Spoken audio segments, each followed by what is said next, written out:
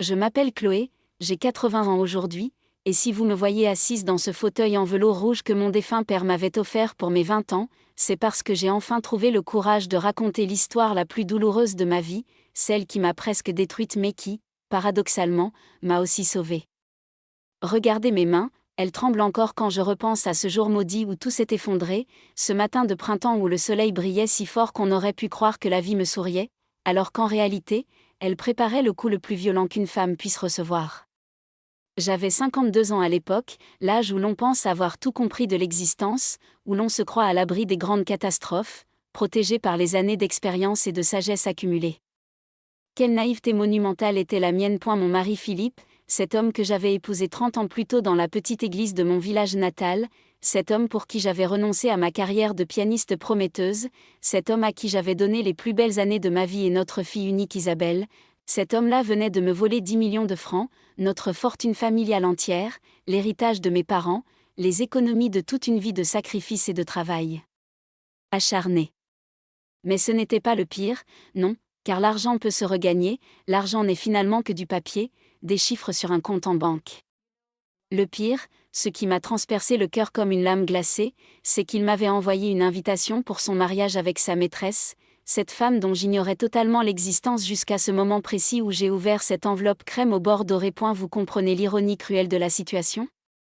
L'homme qui partageait mon lit depuis 3 décennies, l'homme qui m'embrassait chaque matin avant de partir travailler, l'homme qui me disait qu'il m'aimait encore la veille de sa disparition, cet homme avait eu l'audace inimaginable, le culot monstrueux de m'inviter à célébrer son union avec une autre femme. Je me souviens de chaque détail de ce matin fatidique, comme si c'était hier et non il y a 28 ans. J'étais dans la cuisine, préparant mon café comme chaque jour depuis des années, suivant ce rituel immuable qui donnait un sens à mes journées, quand le facteur a glissé le courrier dans la boîte aux lettres avec ce petit bruit métallique qui résonne encore dans ma tête. Isabelle, ma fille chérie qui avait alors 24 ans et qui vivait encore avec nous tout en terminant ses études de médecine, est descendue les escaliers en courant, pleine de cette énergie juvénile qui me manque tant aujourd'hui. Elle a attrapé le courrier, a commencé à trier les enveloppes avec cette insouciance propre à la jeunesse qui ne sait pas encore que la vie peut vous frapper sans prévenir, et soudain, son visage s'est figé. Ses joues roses se sont vidées de leur couleur, ses mains se sont mises à trembler de façon incontrôlable, et elle m'a regardé avec des yeux remplis d'une terreur que je n'oublierai jamais. « Maman » a-t-elle murmuré d'une voix étranglée, « Maman, il faut que tu vois ça », et elle m'a tendu une enveloppe que j'ai prise sans comprendre, sans me douter une seule seconde que ma vie allait basculer dans l'abîme le plus noir. J'ai déchiré le papier avec mes doigts maladroits, j'ai sorti le carton d'invitation magnifiquement imprimé, et j'ai lu les mots qui allaient me hanter pendant des années. Philippe Dubois et Marguerite Lefebvre ont le plaisir de vous inviter à célébrer leur mariage le 15 juin prochain en l'église Saint-Michel de Paris. Mon cerveau a refusé d'abord de comprendre, de traiter cette information impossible, absurde, cette réalité qui ne pouvait pas exister car nous étions toujours mariés. Philippe et moi, nous n'avions jamais parlé de divorce, jamais eu de dispute majeure qui aurait pu annoncer une séparation. Je suis restée là, debout dans ma cuisine, tenant cette invitation comme si c'était un serpent venimeux, incapable de respirer, incapable de penser, mon cœur battant si fort dans ma poitrine que j'avais peur qu'il explose. Isabelle s'est approchée de moi, a posé sa main sur mon épaule, et c'est là qu'elle a prononcé les mots qui ont achevé de me détruire. « Maman », a-t-elle dit avec des larmes coulant sur ses joues, ce n'est pas sa seule maîtresse, et elle m'a tendu une autre enveloppe qu'elle venait d'ouvrir, une enveloppe qui contenait des photos, des dizaines et des dizaines de photos montrant mon mari dans les bras de femmes différentes, dans des hôtels luxueux, dans des restaurants chics, sur des plages paradisiaques où je n'étais jamais allée. Prenez un instant pour m'écrire dans les commentaires de quelle ville vous regardez cette vidéo. Parce que j'ai besoin de savoir que je ne suis pas seule, que quelque part dans ce monde immense, d'autres personnes écoutent mon histoire et comprennent ma douleur. Écrivez-moi juste le nom de votre ville, cela me donnera la force de continuer à raconter ce calvaire qui m'a presque coûté la vie. Les photos tremblaient dans mes mains comme des feuilles mortes dans le vent d'automne. Sur la première, Philippe embrassait une jeune femme blonde aux yeux verts devant la tour Eiffel, cette tour que nous avions visitée ensemble lors de notre voyage de noces et où il m'avait juré un amour éternel sous les étoiles. Sur une autre, il tenait par la taille une brune élégante dans ce qui ressemblait à un palace de la Côte d'Azur, tous deux vêtus de tenues de soirée coûteuses que je ne lui avais jamais vu porter. Il y avait aussi des clichés de lui avec une rousse pétillante sur un yacht, levant des coupes de champagne vers le soleil couchant, image parfaite du bonheur que j'avais cru vivre avec lui mais qui n'avait été qu'un mensonge géant. Une façade soigneusement construite pour me maintenir dans l'ignorance. Comment avais-je pu être aussi aveugle pendant toutes ces années? Comment n'avais-je rien vu, rien senti, rien deviné de cette double, triple, quadruple vie qu'il menait dans mon dos? Les questions se bousculaient dans ma tête comme des vagues furieuses se fracassant contre les rochers, chacune plus douloureuse que la précédente, chacune ouvrant une nouvelle blessure dans mon cœur déjà meurtri. Je repensais à tous ces soirs où il rentrait tard du travail, prétextant des réunions importantes, des dîners d'affaires indispensables, des déplacements professionnels urgents. Je me souvenais de tous ces week-ends où il disparaissait soi-disant pour jouer au golf avec ses associés, alors qu'en réalité il partait en escapade romantique avec ses maîtresses. Chaque souvenir que je croyais précieux se transformait maintenant en poison, chaque moment de tendresse apparente devenait une manipulation calculée. Isabelle a enroulé ses bras autour de moi pendant que je m'effondrais sur le carrelage froid de la cuisine, incapable de tenir debout face au poids de cette révélation qui écrasait mon âme. Elle pleurait avec moi, ma petite fille devenue femme, confrontée elle aussi à l'effondrement de tout ce qu'elle avait cru connaître de sa famille, de son père qu'elle admirait tant, de ce cocon familial qu'elle pensait solide et indestructible. Nous sommes restés là pendant des heures, enlacés sur ce sol glacé, perdus dans un océan de chagrin et de confusion, ne sachant pas quoi faire, ne sachant même pas si nous devions appeler la police, un avocat, ou simplement fermer les yeux et espérer que tout cela n'était qu'un cauchemar dont nous allions nous réveiller. Mais ce n'était pas un cauchemar, c'était ma nouvelle réalité, aussi horrible et cruelle soit-elle. Quand j'ai finalement trouvé la force de me relever, j'ai décidé que je devais comprendre l'ampleur de la catastrophe, mesurer exactement jusqu'où allait la trahison de Philippe. J'ai pris mon téléphone avec des mains qui tremblaient comme des feuilles dans la tempête, et j'ai appelé notre banquier, M. Rousseau, un homme avec qui nous travaillons depuis 15 ans et en qui j'avais toute confiance. Sa voix au bout du fil était embarrassée, hésitante, comme s'il savait déjà ce que j'allais découvrir et qu'il redoutait ce moment depuis longtemps. « Madame Dubois », a-t-il commencé d'un ton qui me glaçait le sang, « je suis vraiment désolé, mais votre mari a vidé tous vos comptes il y a 3 jours, il a tout transféré vers des comptes offshore dont nous n'avons pas la trace.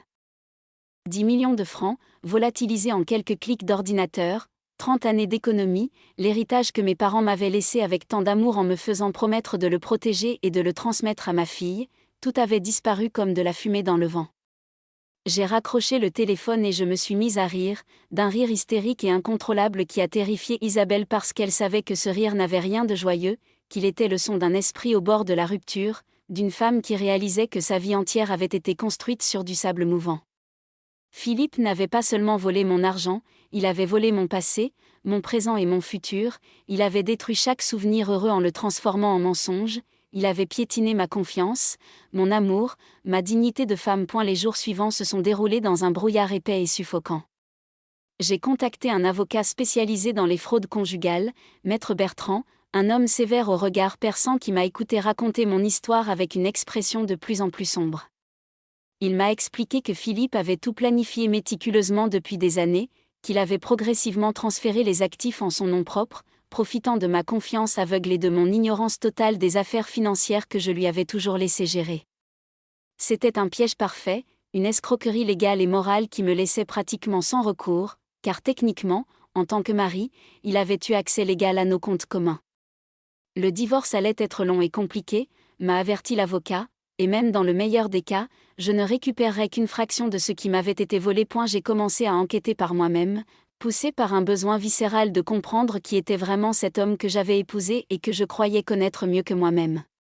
Isabelle m'a aidé, utilisant ses compétences en informatique pour fouiller dans les courriels de son père qu'elle avait réussi à pirater, découvrant des correspondances avec au moins 7 femmes différentes, certaines relations qui duraient depuis des années, d'autres qui étaient plus récentes et probablement encore en cours. L'une d'elles, Marguerite, celle qu'il allait épouser, lui écrivait des messages d'amour enflammés depuis presque 10 ans, ce qui signifiait que leur liaison avait commencé alors qu'Isabelle n'était qu'une adolescente et que nous formions encore, du moins je le croyais, une famille unie et heureuse. Chaque nouvelle découverte était un coup de poignard supplémentaire dans mon cœur déjà lacéré. Je lisais ces messages où Philippe décrivait son ennui dans notre mariage, où il se plaignait de moi en me présentant comme une femme fade et sans intérêt, où il riait de ma naïveté avec ces femmes qui étaient complices de sa trahison. Comment un être humain peut-il être aussi cruel, aussi dépourvu d'empathie et de conscience morale? Comment peut-on partager le lit d'une femme pendant 30 ans, lui faire croire qu'on l'aime, lui donner un enfant, et la mépriser en secret avec une telle violence? Ces questions me hantaient jour et nuit, m'empêchaient de dormir, de manger, de respirer normalement. Ma santé s'est rapidement détériorée sous le poids de ce traumatisme. J'ai perdu 15 kilos en un mois, mes cheveux ont commencé à tomber par poignées, mon visage s'est creusé et ridé comme si j'avais vieilli de 20 ans en quelques semaines. Le médecin que j'ai consulté m'a diagnostiqué une dépression sévère et m'a prescrit des antidépresseurs que j'ai refusé de prendre, car je ne voulais pas que Philippe ait aussi le pouvoir de détruire ma lucidité et ma capacité à me battre pour récupérer ce qui m'appartenait.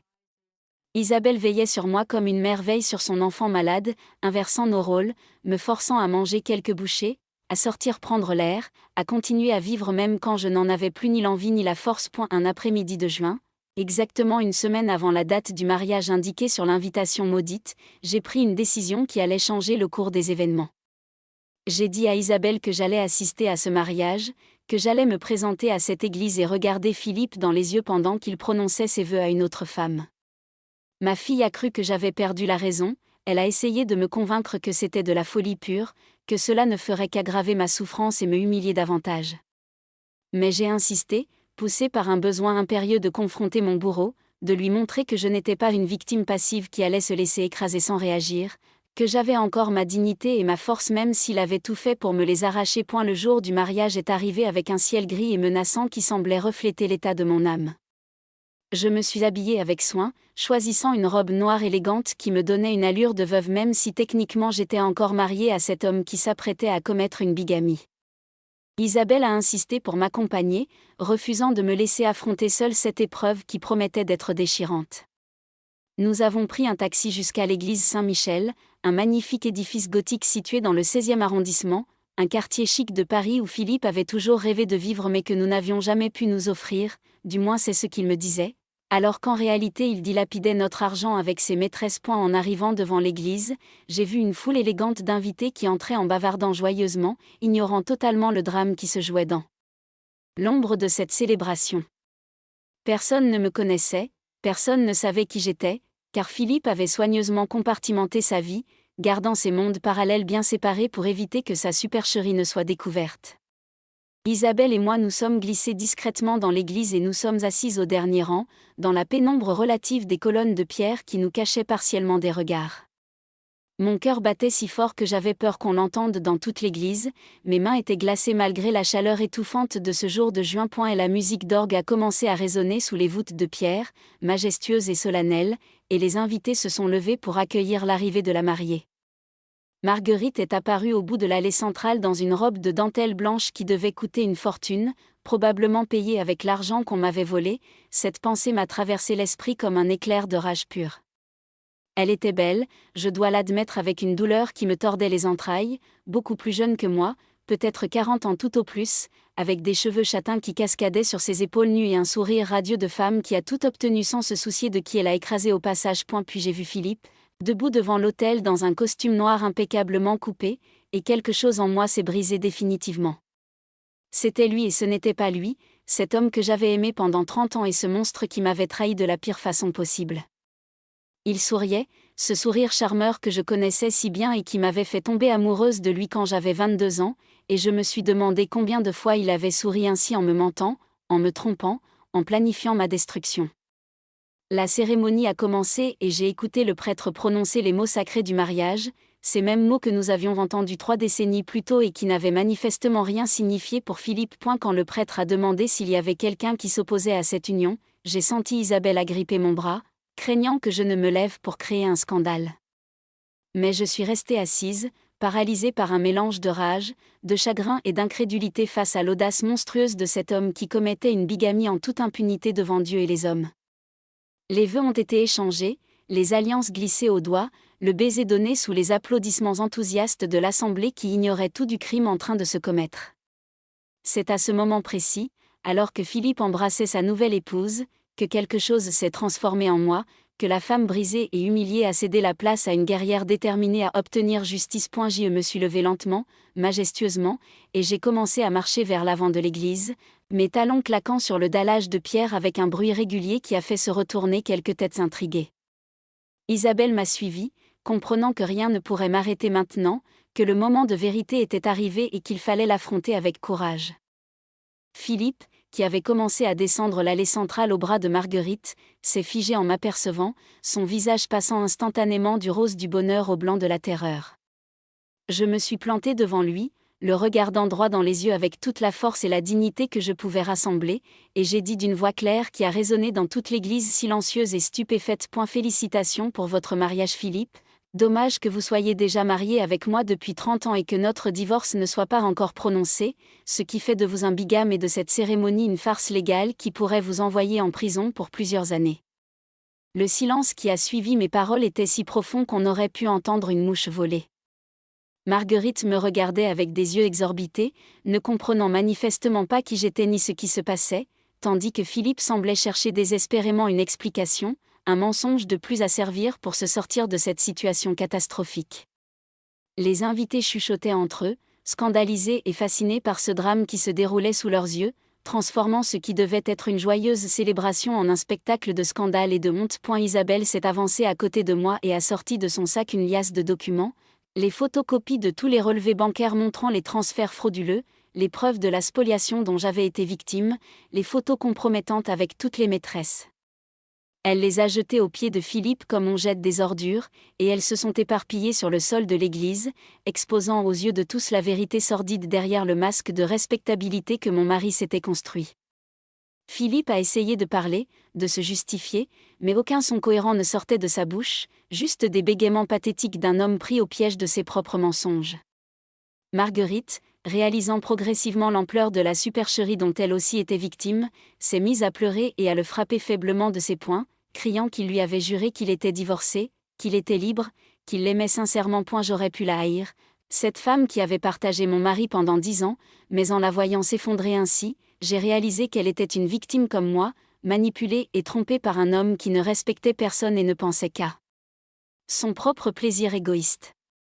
Le prêtre, profondément choqué par ces révélations qui profanaient son église et transformaient une cérémonie sacrée en mascarade, a ordonné à tout le monde de sortir immédiatement, déclarant le mariage nul et non avenu. Les invités se sont précipités vers les portes, fuyant ce scandale qui allait sans doute alimenter les ragots parisiens pendant des mois. Philippe a tenté de me suivre à l'extérieur, essayant probablement de me supplier, de me convaincre avec des mots doux et des promesses creuses comme il l'avait fait pendant tant d'années, mais Isabelle s'est interposée entre nous, lui disant avec une voix glaciale qu'il n'était plus notre père, qu'il était mort pour nous, que nous ne voulions plus jamais le revoir. Et si vous êtes encore avec moi après tout ce que je vous ai raconté, si mon histoire vous touche et que vous voulez connaître la suite de cette aventure incroyable, alors je vous en prie, abonnez-vous à cette chaîne pour ne pas manquer les prochaines histoires que j'ai à partager, des récits de vie qui vous apprendront tellement sur la nature humaine, sur la résilience, sur la capacité à survivre même aux pires trahisons. Votre soutien signifie énormément pour moi et me donne la force de continuer à témoigner. Les semaines qui ont suivi cette confrontation explosive ont été un tourbillon d'activités légales et d'émotions contradictoires. Mon avocat a lancé une procédure judiciaire contre Philippe pour bigamie tentée, spoliation de biens, abus de confiance et fraude conjugale, une liste impressionnante d'accusations qui promettaient de le faire plonger dans un océan de problèmes juridiques. Mais Philippe n'était pas idiot, loin de là, et il avait préparé sa fuite bien avant que tout n'explose. Quand les autorités ont tenté de le contacter pour l'interroger, il avait déjà quitté le pays, disparu comme un voleur dans la nuit, emportant avec lui l'argent qu'il m'avait volé et laissant derrière lui un sillage de destruction et de cœurs brisés. J'ai appris par mon avocat que Philippe s'était réfugié dans un pays sans traité d'extradition avec la France, probablement en Amérique du Sud ou en Asie du Sud-Est, où il pouvait vivre confortablement avec mes millions volés sans craindre d'être arrêté et extradé pour faire face à la justice. Cette nouvelle m'a démoli une fois de plus, car cela signifiait que je ne récupérerais probablement jamais mon argent, que cet homme s'en sortirait impunément après avoir détruit ma vie et celle de ma fille. L'injustice de cette situation me rongeait de l'intérieur comme un cancer, me faisant perdre foi en l'humanité et en tout système censé protéger les victimes des prédateurs sans scrupules. Marguerite, de son côté, est venue me voir quelques jours après le scandale de l'église, une démarche qui m'a surprise et que j'ai d'abord voulu refuser. Mais la curiosité l'a emporté, je voulais comprendre qui était cette femme, ce qu'elle savait, ce qu'elle avait vécu avec Philippe pendant toutes ces années où j'ignorais son existence. Nous nous sommes rencontrés dans un café tranquille près de chez moi, deux femmes brisées par le même homme, assises face à face dans un silence gêné qui semblait durer une éternité. Marguerite a fini par parler, me racontant sa version de l'histoire, et j'ai découvert avec stupéfaction qu'elle aussi avait été une victime de la manipulation de Philippe. Elle lui avait raconté que j'étais une femme violente et instable dont il essayait de divorcer depuis des années mais qui refusait de le laisser partir, qu'il restait avec moi uniquement pour protéger Isabelle qui avait besoin de son père. Il avait construit tout un récit fictif dans lequel il était le héros tragique, l'homme bon prisonnier d'un mariage toxique, cherchant désespérément le vrai amour qu'il avait enfin trouvé avec Marguerite. Elle avait gobé tous ses mensonges, convaincue qu'elle sauvait un homme malheureux, qu'elle était son ange rédempteur. Quand je lui ai montré les photos des autres maîtresses, les preuves que Philippe la trompait elle aussi avec au moins 6 autres femmes, elle s'est effondrée complètement, réalisant qu'elle n'était qu'un pion dans un jeu cruel orchestré par un manipulateur pathologique. Nous avons pleuré ensemble ce jour-là, deux étrangères unies par la même trahison, partageant notre douleur et notre incompréhension face au monstre qui s'était joué de nous avec tant de facilité. Marguerite m'a révélé quelque chose qui m'a glacé le sang. Philippe lui avait aussi emprunté de l'argent, presque 2 millions de francs qu'elle avait hérité de ses parents, prétendant qu'il en avait besoin pour finaliser son divorce et commencer une nouvelle vie avec elle. Cet argent aussi avait disparu, volatilisé dans les comptes offshore où Philippe planquait le fruit de ses escroqueries. Nous étions au moins 8 femmes, avons-nous découvert en joignant nos informations, 8 femmes qu'il avait manipulées, utilisées, dépouillées de leur argent et de leur dignité. J'ai pris l'initiative d'organiser une rencontre avec toutes ces victimes, les contactant une par une grâce aux informations trouvées dans les courriels piratés de Philippe.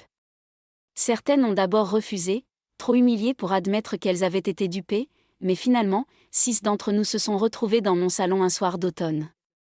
C'était surréaliste et déchirant de voir ces femmes, toutes différentes par l'âge et l'apparence mais toutes marquées par la même souffrance, racontant des histoires presque identiques de séduction, de promesses d'amour éternel, de demandes d'argent pour des urgences fictives, puis de disparitions mystérieuses suivies de mensonges et d'excuses élaborées. Mathilde, une professeure de littérature de 45 ans, avait rencontré Philippe lors d'un salon du livre où il prétendait être éditeur.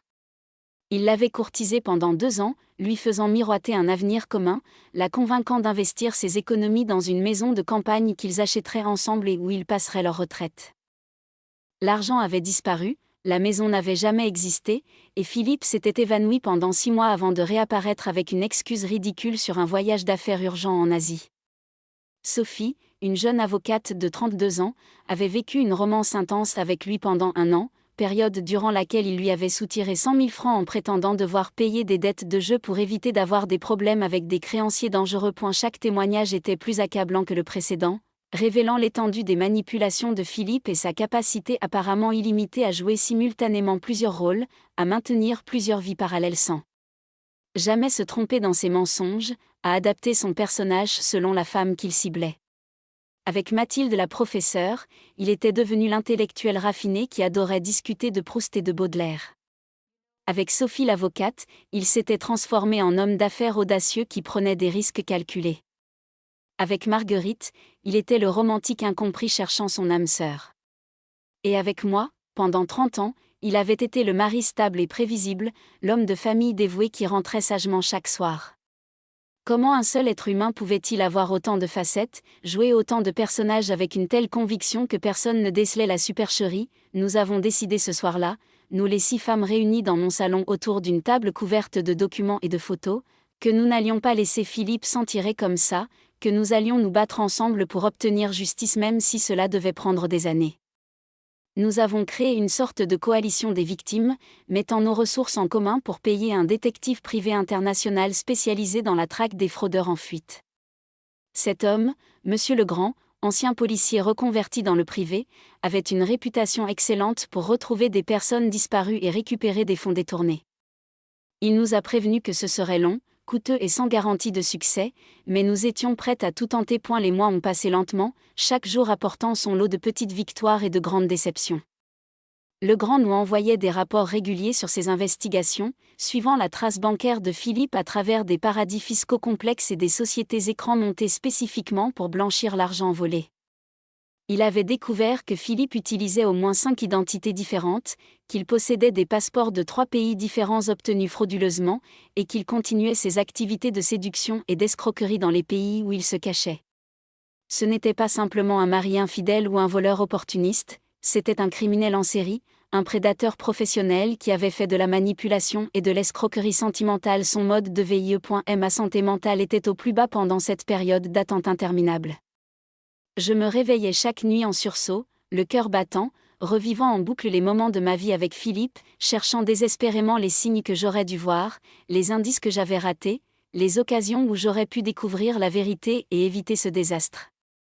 Isabelle s'inquiétait terriblement pour moi, me suppliant de consulter un psychologue pour m'aider à traverser ce traumatisme, mais j'étais trop fière, trop têtue, trop concentrée sur ma quête de justice pour m'autoriser à montrer ma faiblesse même devant un professionnel. Je voulais rester forte, garder ma lucidité intacte pour le jour où nous retrouverions Philippe et où je pourrais enfin le confronter et obtenir des réponses aux 1000 questions qui me torturaient. Le groupe de femmes victimes est devenu ma nouvelle famille, mon système de soutien sans lequel je n'aurais probablement pas survécu à cette épreuve. Nous nous réunissions tous les 15 jours, partageant nos découvertes, nos espoirs et nos désespoirs, nous encourageant mutuellement à tenir le coup malgré la lenteur frustrante de l'enquête. Marguerite et moi sommes devenues particulièrement proches, unies par le fait que nous avions été les 2 femmes principales dans la vie de Philippe, celles qu'il avait le plus manipulées et dépouillées.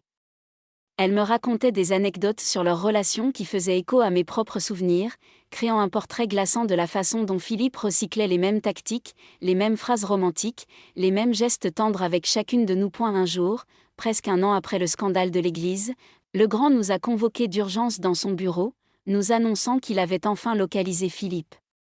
Il vivait sous le nom de Pierre Moreau dans une villa luxueuse au Brésil, dans la région de Florianópolis, continuant à mener grand train avec notre argent volé. Mais ce n'était pas tout, et la nouvelle qu'il s'apprêtait à nous révéler allait nous choquer encore davantage.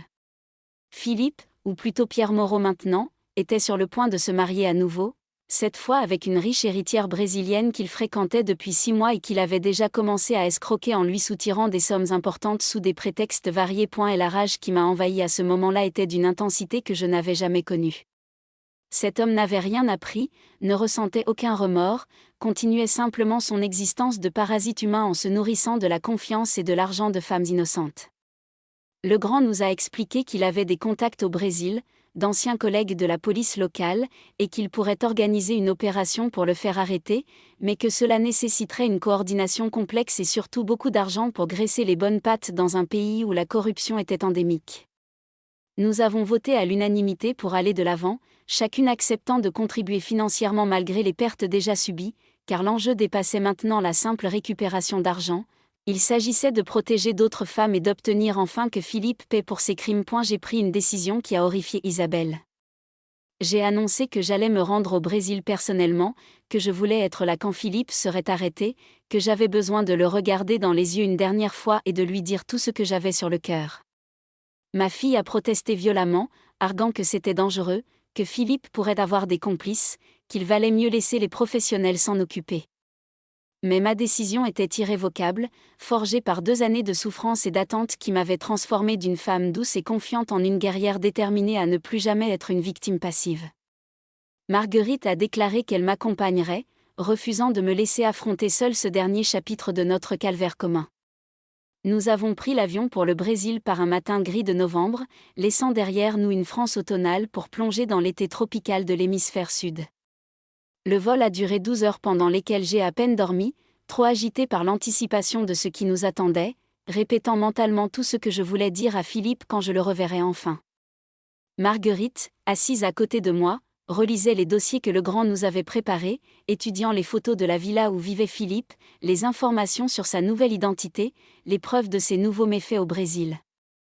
Elle était pâle et tendue, manifestement aussi nerveuse que moi malgré sa façade de calme. À notre arrivée à Florianópolis, nous avons été accueillis par un associé local de Legrand, un homme trapu nommé Carlos qui parlait un français approximatif mais dont les yeux perçants inspiraient confiance.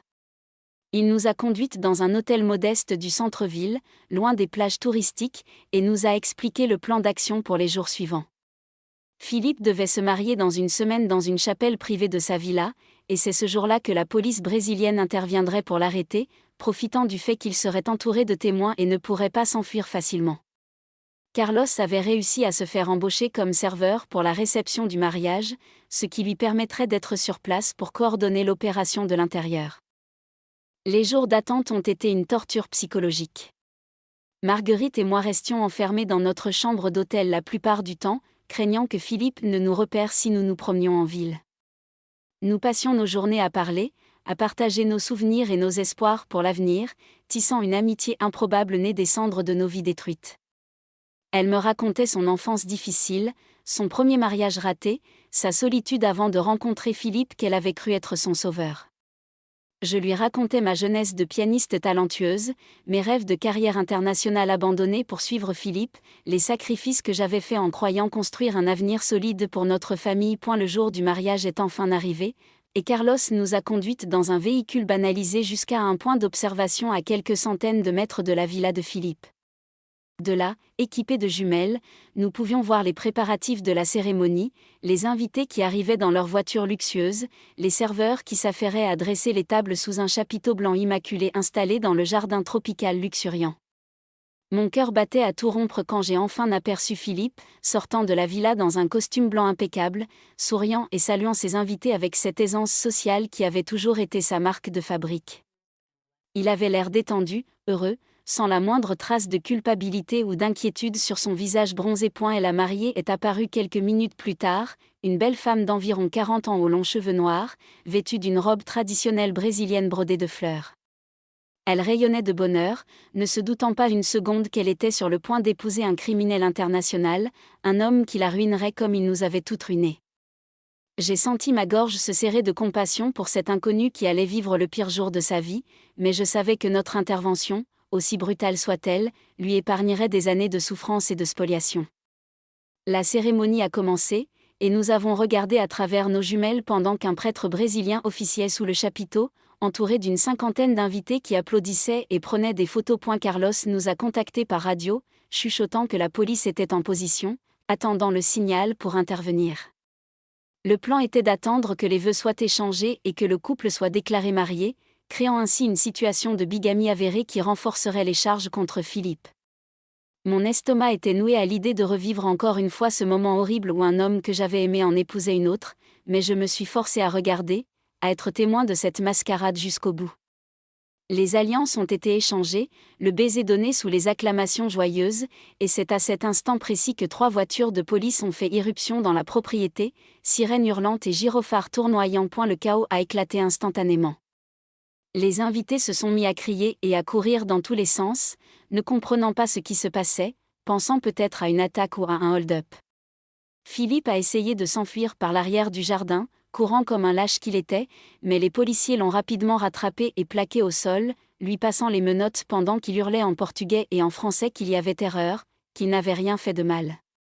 La mariée s'est effondrée en larmes, consolée par des invités aussi choqués que confus, tandis que Carlos expliquait rapidement aux autorités présentes qui étaient Marguerite et moi, pourquoi nous étions là, quel était le lien avec le criminel qu'il venait d'arrêter. Les policiers nous ont fait signe d'approcher, et nous avons marché lentement vers la villa, traversant ce jardin paradisiaque qui contrastait tellement avec l'horreur de la situation.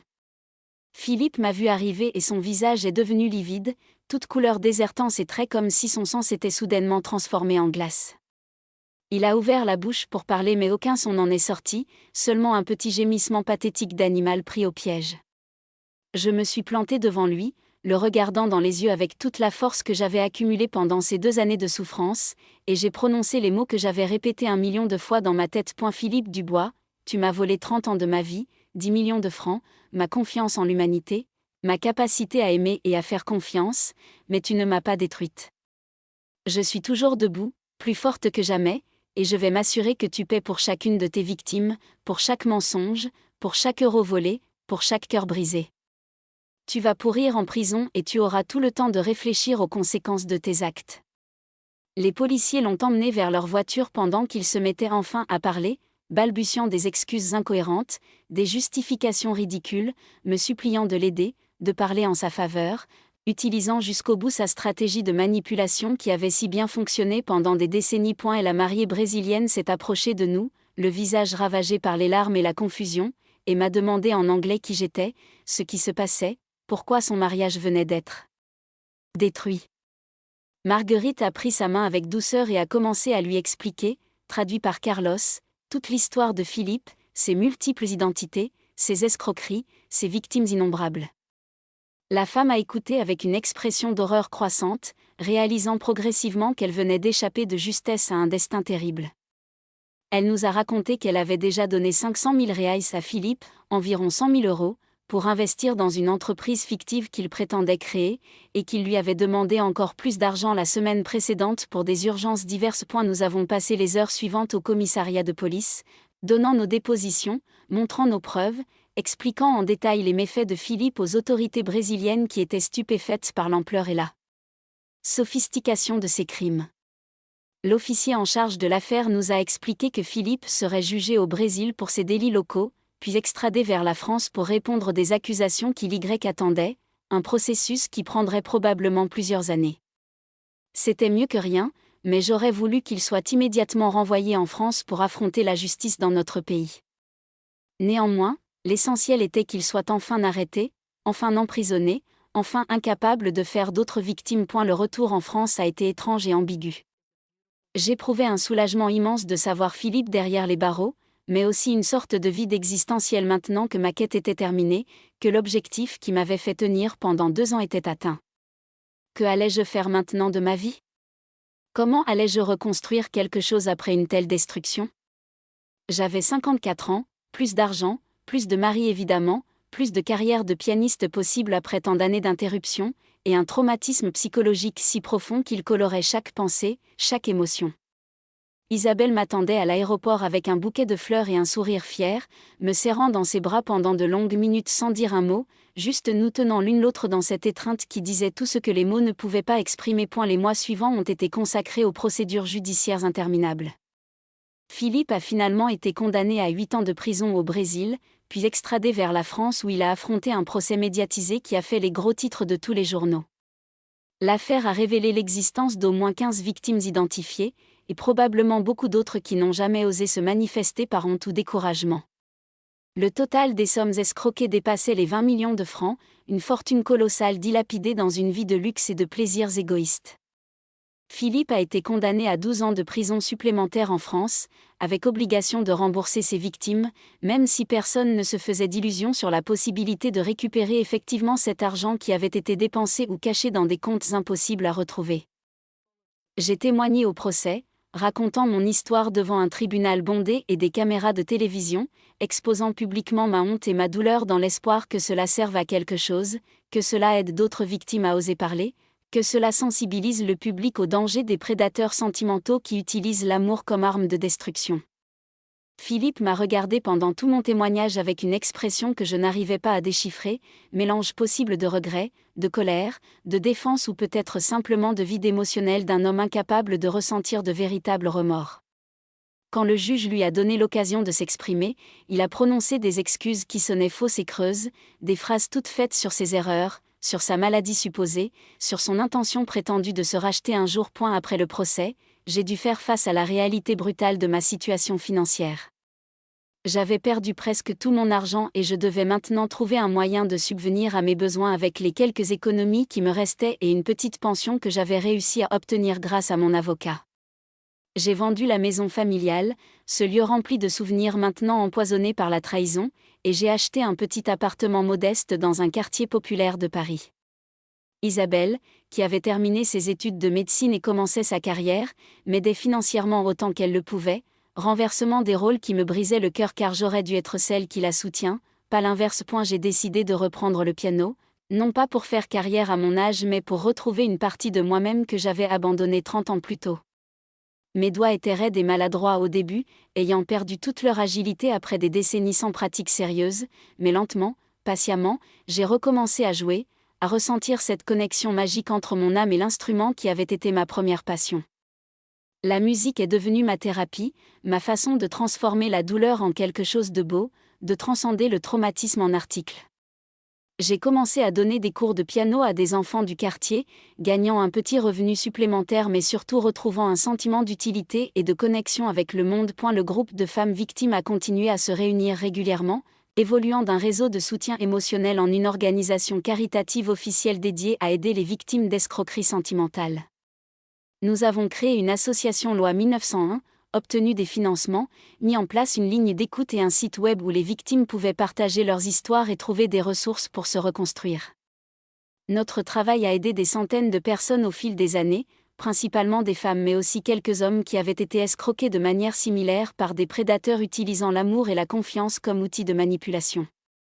Cette activité donnait un sens à ma souffrance, transformait mon expérience terrible en quelque chose d'utile pour la société. Isabelle s'est mariée à un homme merveilleux nommé Thomas quand elle avait 28 ans, 4 ans après le scandale, et je me souviens avoir pleuré pendant toute la cérémonie, des larmes mélangées de joie pour ma fille qui avait trouvé le vrai amour et de tristesse pour moi-même qui avait cru le connaître mais n'avait vécu qu'une illusion. Voir Isabelle radieuse au bras de son mari, sachant qu'elle construisait sa vie sur des fondations solides de respect mutuel et d'honnêteté, me donnait espoir que l'amour véritable existait réellement quelque part, même si je ne le connaîtrais probablement jamais personnellement. Elle m'a donné 2 magnifiques petits-enfants, Léa et Antoine, qui sont devenus la lumière de mes vieux jours et la preuve vivante que la vie continue malgré les catastrophes. Marguerite et moi sommes restés amis proches pendant toutes ces années, liés à jamais par notre expérience commune. Elle s'est reconstruite elle aussi, retrouvant un travail comme directrice d'une petite galerie d'art, rencontrant finalement un homme bon qui l'a traitée avec le respect qu'elle méritait. Je l'ai vue se marier à 50 ans, recommencer une nouvelle vie avec courage et optimisme, preuve qu'il n'est jamais trop tard pour trouver le bonheur même après les pires trahisons. Pour ma part, je n'ai jamais voulu me remarier ou même avoir une relation amoureuse, le traumatisme causé par Philippe ayant détruit définitivement ma capacité à faire confiance à un homme de cette façon. Je ne ressens pas d'amertume face à ce choix, juste une acceptation paisible que certaines blessures sont trop profondes pour guérir complètement. Philippe a purgé 15 ans de prison au total avant d'être libéré pour bonne conduite, une décision qui m'a révoltée mais contre laquelle je ne pouvais rien faire. Il aurait maintenant 75 ans, un vieil homme usé par les années de détention, vivant quelque part en France sous surveillance judiciaire stricte. J'ai entendu dire par mon avocat qu'il vit seul dans un studio misérable, sans ressources, complètement isolé car plus personne ne veut d'avoir affaire à lui après la médiatisation de ses crimes. Une partie de moi ressent une satisfaction sombre à savoir qu'il a enfin payé un prix pour ses actes, même si ce prix ne sera jamais proportionnel au mal qu'il a causé. Une autre partie de moi, la partie qu'il a aimée pendant 30 ans, ressent une tristesse mélancolique pour cet homme qui aurait pu avoir une belle vie mais qui a choisi la voie du mensonge et de la destruction. Aujourd'hui, assise dans mon fauteuil à 80 ans, je regarde en arrière sur ces 28 années écoulées depuis le jour où ma vie a basculé, et je réalise que j'ai survécu à quelque chose que beaucoup n'auraient pas survécu. J'ai perdu mon argent, mon mari, mes illusions, mais j'ai gagné quelque chose de plus précieux, une force intérieure que je ne soupçonnais pas posséder, une compréhension profonde de la résilience humaine, une capacité à trouver de la beauté et du sens même dans les ruines de ce qui fut. Ma fille est devenue une femme extraordinaire, mes petits-enfants grandissent dans un environnement d'amour authentique et d'honnêteté, et l'association que nous avons créée a aidé des centaines de victimes à se reconstruire.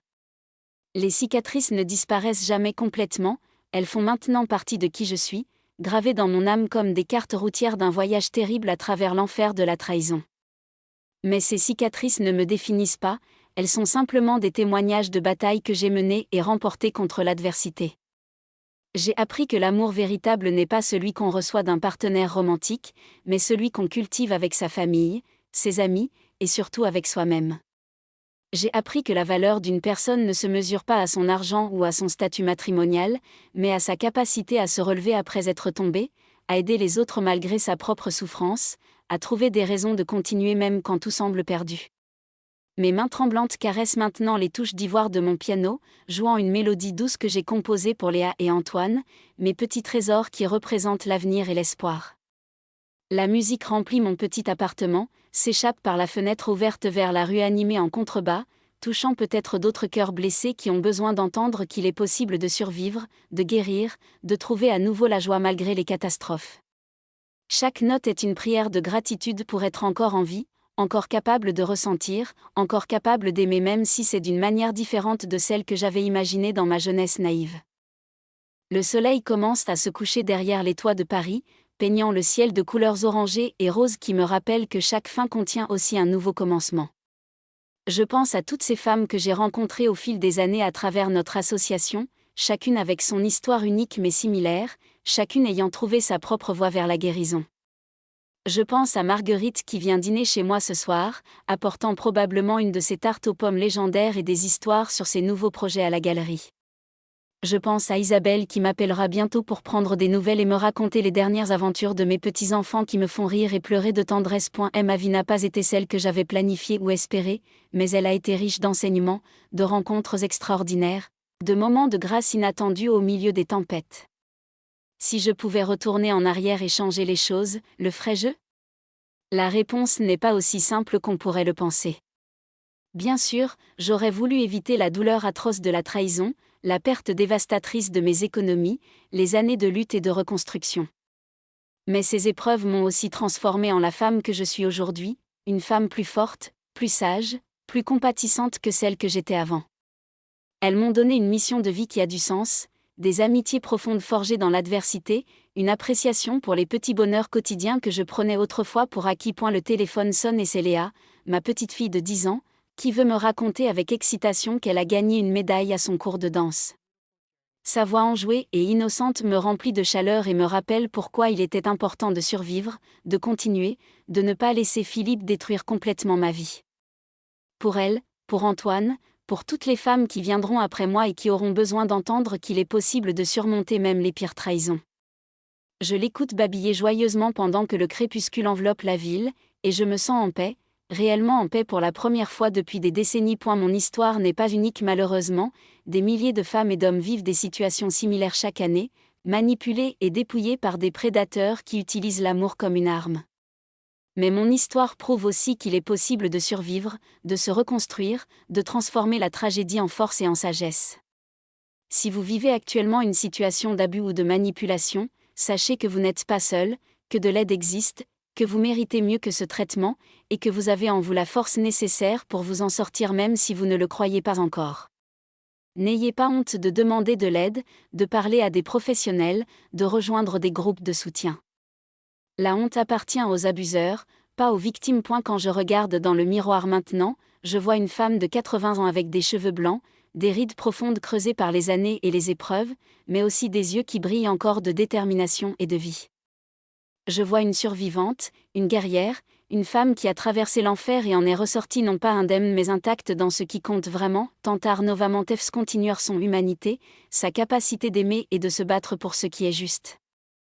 Les marques du temps sur mon visage racontent une histoire de résilience que je porte désormais avec fierté plutôt qu'avec honte. Chaque ride est une bataille gagnée, chaque cheveu blanc une leçon apprise dans la douleur mais précieuse néanmoins. Isabelle arrive souvent chez moi avec les enfants le dimanche après-midi, et nous passons ces moments ensemble dans une douceur tranquille qui guérit les blessures du passé. Léa adore que je lui raconte des histoires, pas celles de Philippe évidemment car elle est trop jeune pour comprendre ces horreurs, mais des contes de fées où les princesses sauvent elles-mêmes leur royaume, où la vraie force vient de l'intérieur et non d'un prince charmant. Antoine, lui, est fasciné par le piano et commence à apprendre avec moi, ses petits doigts malhabiles sur les touches me rappelant mes propres débuts il y a plus de 70 ans, dans une vie qui semble appartenir à quelqu'un d'autre tellement elle est lointaine. Les cauchemars sont devenus moins fréquents avec les années, mais ils ne disparaissent jamais complètement. Parfois, je me réveille encore en pleine nuit, le cœur battant, revivant le moment où j'ai ouvert cette enveloppe maudite ou celui où j'ai découvert les photos des maîtresses. Dans ces moments de panique nocturne, je me lève, je vais à mon piano, et je joue jusqu'à ce que la musique chasse les démons, jusqu'à ce que les notes remplacent les pensées toxiques par quelque chose de beau et de apaisant. La musique a toujours été ma thérapie la plus efficace, plus puissante que tous les médicaments ou toutes les séances de psychologie que j'ai essayées au fil des années. L'association que nous avons fondée continue de prospérer, aidant maintenant non seulement les victimes d'escroqueries sentimentales mais aussi celles de violences psychologiques, de manipulations narcissiques, de tous ces abus invisibles qui ne laissent pas de marque physique mais qui détruisent l'âme tout aussi efficacement. Nous organisons des groupes de parole hebdomadaires, des ateliers de reconstruction de l'estime de soi, des séminaires sur la détection des signaux d'alarme dans les relations toxiques. Marguerite est devenue la présidente de l'association après ma retraite officielle il y a 5 ans, et elle fait un travail magnifique, investissant toute son énergie et sa passion dans cette cause qui nous tient tant à cœur. Sophie, l'avocate qui faisait partie de notre groupe original de victimes, utilise maintenant son expertise juridique pour aider gratuitement d'autres victimes à naviguer dans le système judiciaire complexe et souvent décourageant. Elle a réussi à faire condamner plusieurs autres prédateurs similaires à Philippe, sauvant d'innombrables femmes de destin tragique. Mathilde, la professeure de littérature, a écrit un livre sur son expérience qui est devenu un best-seller et a sensibilisé le grand public à ces crimes trop souvent minimisés ou ignorés.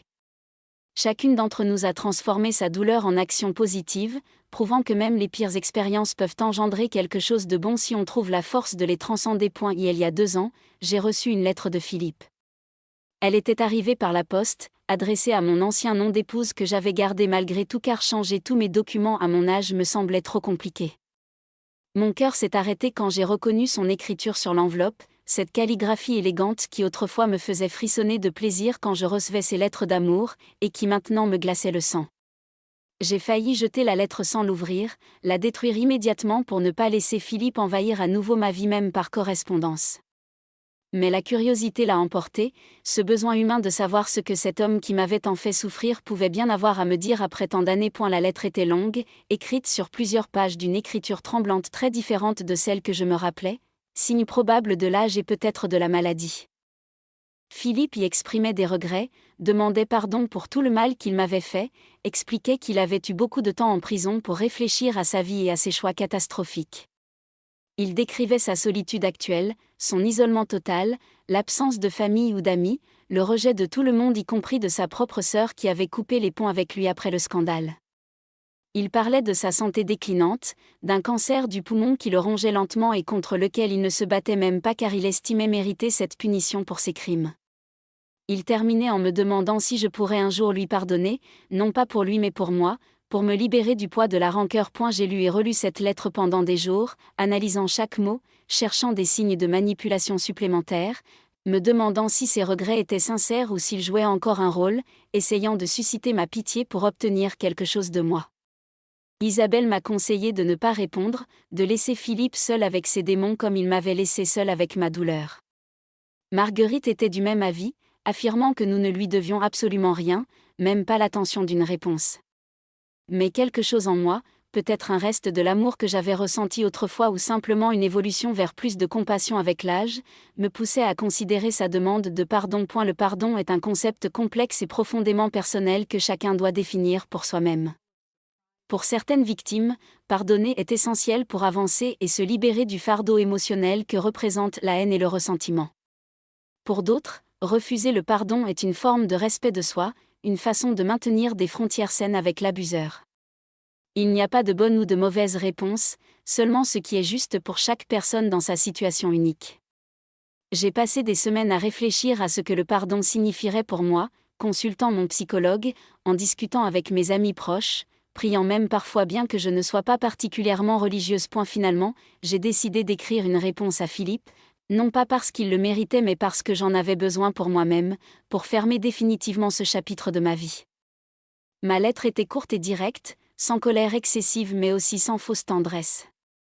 Je lui ai écrit que je reconnaissais ses excuses, que je comprenais intellectuellement qu'il était probablement un homme profondément malade psychologiquement pour avoir commis de tels actes, mais que le pardon qu'il cherchait ne pouvait pas venir de moi car la blessure qu'il avait infligée était trop profonde, trop définitive. Je lui ai dit que je ne lui souhaitais pas de mal supplémentaire, que je n'éprouvais plus de haine active envers lui, juste une indifférence froide et un détachement complet. Je lui ai expliqué que j'avais reconstruit ma vie sans lui, que j'étais heureuse à ma façon, et que son rôle dans mon existence était maintenant réduit à celui d'une leçon difficile mais précieuse sur la résilience humaine. Je n'ai jamais reçu de réponse à cette lettre et je ne m'y attendais pas vraiment. Quelques mois plus tard, mon avocat m'a contacté pour m'informer que Philippe était décédé dans un hospice pour personnes sans ressources, seul et sans personne à son chevet. La nouvelle m'a laissée étrangement vide, ni triste ni soulagée, juste consciente qu'un chapitre de l'histoire humaine venait de se fermer, qu'un homme qui avait causé tant de souffrance avait finalement quitté ce monde après avoir payé un prix pour ses actes. Isabelle m'a demandé si je voulais assister aux funérailles, mais l'idée me semblait absurde et malsaine. Philippe était mort pour moi depuis longtemps, depuis ce jour où j'avais découvert ses trahisons, et son décès physique ne changeait rien à cette réalité émotionnelle. Les années ont continué à défiler, apportant leur lot de joie et de peines inévitables dans toute vie longue et bien vécue. J'ai eu le bonheur de voir Léa grandir et devenir une adolescente brillante et confiante, très différente de ce que j'étais à son âge, forte et indépendante d'une manière que je n'ai jamais su être avant ma grande épreuve. Antoine a découvert une passion pour la médecine comme sa mère et parle déjà de devenir chirurgien, rêvant de sauver des vies et de faire une différence dans le monde. Leur innocence et leur optimisme sont un baume sur les cicatrices du passé, une preuve vivante que le bien peut naître même des cendres des pires catastrophes. Marguerite et moi célébrons nos anniversaires ensemble maintenant, deux vieilles dames qui ont survécu à l'impensable et qui savent apprécier chaque jour comme un cadeau précieux. Nous nous asseyons dans son jardin fleuri pendant les après-midi d'été, buvant du thé glacé et nous remémorant notre parcours incroyable, riant parfois de choses qui nous auraient fait pleurer il y a 20 ans, preuve que le temps et la guérison transforment vraiment la perception des événements. Elle me raconte ses projets pour l'association, les nouvelles victimes que nous avons aidées, les succès et les défis de notre mission continue. Nous parlons aussi de choses légères et joyeuses, de livres que nous avons lus, de films que nous avons vus, de petits-enfants qui nous comblent de fierté et d'amour. L'autre jour, Léa m'a demandé pourquoi je n'avais jamais refait ma vie avec quelqu'un après grand-père, question innocente d'une enfant qui ne connaît pas toute l'histoire sombre qui se cache derrière cette absence. J'ai réfléchi un moment avant de répondre, cherchant les mots justes pour expliquer quelque chose de si complexe à une jeune fille de 12 ans. Je lui ai dit que parfois, les expériences difficiles de la vie nous changent profondément, nous font réaliser que le bonheur peut prendre de nombreuses formes différentes, et que l'amour romantique n'est qu'une de ces formes parmi tant d'autres. Je lui ai expliqué que j'avais trouvé mon bonheur dans ma musique, dans ma famille, dans le travail que je faisais pour aider les autres, et que cela me suffisait amplement pour vivre une vie riche et satisfaisante. Elle m'a regardé avec ses grands yeux noisettes si semblables à ceux d'Isabelle et m'a dit quelque chose qui m'a profondément touchée. « Grand-mère, tu es la personne la plus forte que je connaisse, et quand je serai grande, je veux être comme toi. » Ces mots simples d'une enfant ont résonné en moi avec une force extraordinaire, validant d'une certaine manière tout le chemin parcouru, toutes les batailles menées, toutes les larmes versées. Si mon expérience terrible pouvait servir d'exemple et d'inspiration pour la génération suivante, si elle pouvait enseigner à Léa et à d'autres jeunes filles qu'elles ont en elles la force de surmonter n'importe quelle adversité, alors peut-être que tout cela avait un sens au-delà de ma douleur personnelle. Les réunions de notre groupe de victimes originales sont devenues plus rares avec les années, certaines d'entre nous ayant déménagé loin, d'autres ayant des obligations familiales ou des problèmes de santé qui limitent leurs déplacements. Mais nous restons en contact régulier par téléphone et courrier électronique, ce lien forgé dans la douleur restant fort malgré la distance et le temps. Sophie vient de prendre sa retraite du barreau et envisage d'écrire elle aussi un livre, cette fois sur les aspects légaux des escroqueries sentimentales et comment le système juridique pourrait mieux protéger les victimes. Mathilde continue d'enseigner la littérature à des étudiants universitaires, utilisant des œuvres classiques pour discuter des thèmes de trahison, de résilience et de reconstruction que nous connaissons si bien. Chacune de nous a trouvé sa propre voie vers la guérison, son propre moyen de transformer le traumatisme en quelque chose de constructif et de positif. Il n'y a pas de formule unique pour se reconstruire après une telle destruction, chaque personne doit trouver ce qui fonctionne pour elle, que ce soit la thérapie traditionnelle, l'art, le travail bénévole, la spiritualité, ou simplement le passage du temps et l'amour de ses proches. Ce qui est universel, cependant, c'est l'importance de ne pas rester isolé, de chercher du soutien, de parler de son expérience plutôt que de la garder enfermée en soi où elle peut pourrir et empoisonner l'âme. La honte et le silence sont les meilleurs alliés des abuseurs, leur permettant de continuer leurs méfaits en comptant sur le fait que leurs victimes n'oseront pas parler. Mon travail avec l'association m'a appris que l'histoire de Philippe et moi n'était malheureusement pas exceptionnelle, qu'il existe des milliers de prédateurs similaires opérant dans l'ombre, ciblant des personnes vulnérables avec une précision chirurgicale. Ils identifient les femmes et les hommes qui ont des failles émotionnelles, qui sortent de divorces difficiles, qui sont seuls et en quête de connexion, qui ont hérité récemment d'argent ou qui possèdent des biens convoitables. Ils adaptent leurs personnages à ce que recherche leur cible, devenant l'amant parfait, le confident idéal, le partenaire de rêve, tout cela dans le seul but d'exploiter et de dépouiller leurs victimes avant de passer à la suivante. Les signes d'alarme sont souvent similaires d'un cas à l'autre, et nous avons développé des matériaux éducatifs pour aider les gens à les reconnaître. Méfiez-vous de quelqu'un qui vous aime trop vite et trop fort, qui vous isole progressivement de vos amis et de votre famille, qui demande de l'argent relativement tôt dans la relation pour des urgences diverses, qui refuse de vous présenter à ses proches ou de vous intégrer dans sa vie quotidienne, qui a toujours des excuses pour expliquer les incohérences dans ses histoires, qui vous fait vous sentir coupable quand vous posez des questions légitimes sur ses activités ou ses finances. Bien sûr, tous ces comportements ne signifient pas automatiquement qu'on a affaire à un escroc, mais ils méritent au minimum une attention particulière et une prudence accrue. Et la technologie moderne a rendu ces escroqueries encore plus faciles et plus fréquentes. Les sites de rencontres en ligne sont devenus des terrains de chasse privilégiés pour les prédateurs qui peuvent créer des profils fictifs, utiliser des photos volées sur Internet, contacter simultanément des dizaines de victimes potentielles depuis le confort de leur canapé. Les réseaux sociaux permettent aux escrocs de collecter des informations détaillées sur leurs cibles, de comprendre leurs vulnérabilités, leurs désirs, leurs peurs, et d'utiliser ces données pour personnaliser leur approche manipulatrice. L'anonymat relatif d'Internet donne également aux criminels un sentiment d'impunité, sachant qu'il est difficile pour les autorités de les tracer et de les poursuivre, particulièrement quand ils opèrent depuis l'étranger. Notre association travaille maintenant en partenariat avec plusieurs sites de rencontres majeurs pour développer des systèmes de détection et de prévention, éduquant les utilisateurs sur les risques et les aidant à identifier les comportements suspects. Nous avons aussi fait pression sur les législateurs pour renforcer les lois contre ces types de crimes, augmenter les peines, faciliter les poursuites transfrontalières, et surtout reconnaître officiellement l'impact psychologique dévastateur de ces abus qui vont bien au-delà de la simple perte financière.